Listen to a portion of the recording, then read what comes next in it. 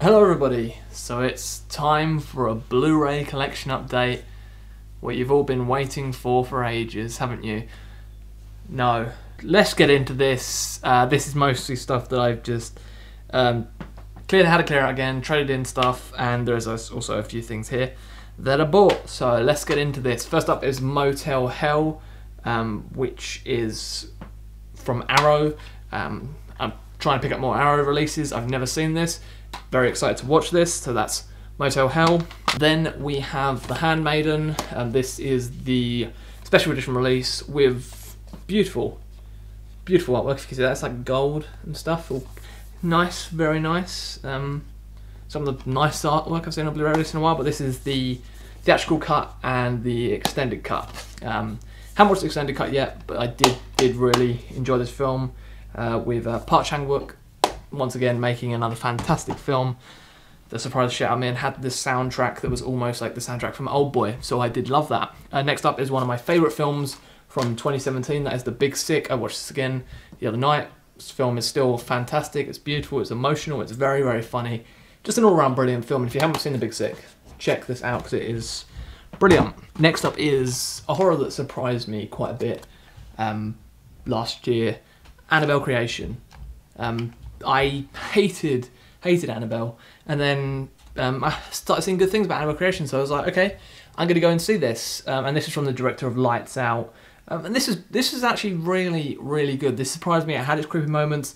Did have a lot of jump scares, but it was still effective. It still had creepy imagery. It was well written, and I enjoyed it all around. So yeah, Annabelle Creation was great. Next up is Beginners. I haven't seen Beginners in a long time, but the first time I watched this, for me, it was a perfect film. Hopefully when I watch it now, it is still a perfect film. I love the dog in this, and there's parts where they have that the dog is talking, and they put subtitles down for the dog, so, you know, a film where there's a talking dog, but it doesn't actually talk, but the subtitles still come up for it.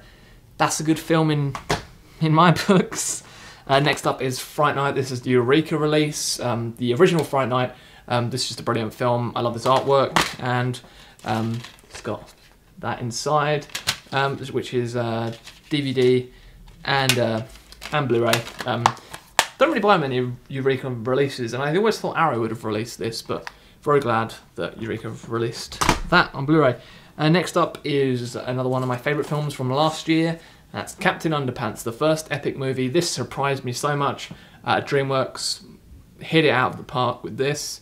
The animation was incredible, all the jokes were great. It was poop, can't even say the word, poop humour, but it was humour that really, really worked and was just brilliant, and I had so much fun with it. Next up is the HMV exclusive It Steelbook, another one of my favourite films of last year. It's like that on the back.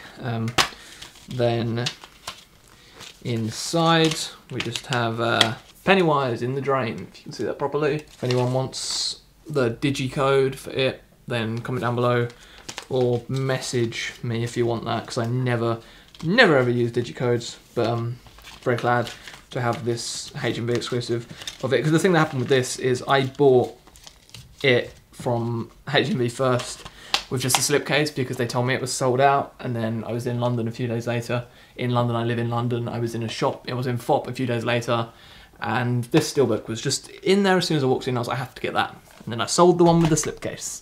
Next up we have Taken. I used to own Taken. Got it again, it was £1. So, fun, stupid film. It's great. Next up is another Arrow release, a Madman, another one that I've never seen, but heard good things about. So, excited to watch this. Next up is a film that I think's a Disney film that I think is quite underrated. This was in Poundland though, which is great.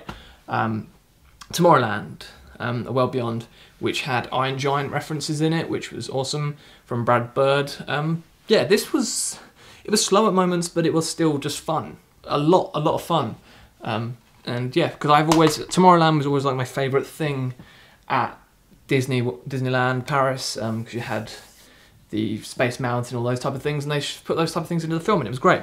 And then the final one is Pixar Short Films Collection 2. I have Short Films Collection 1, but this, I only ever had this on DVD at one point. This was in Poundland, so had to get that. Poundland is having like a lot of good stuff in there recently. Like both of those are in there.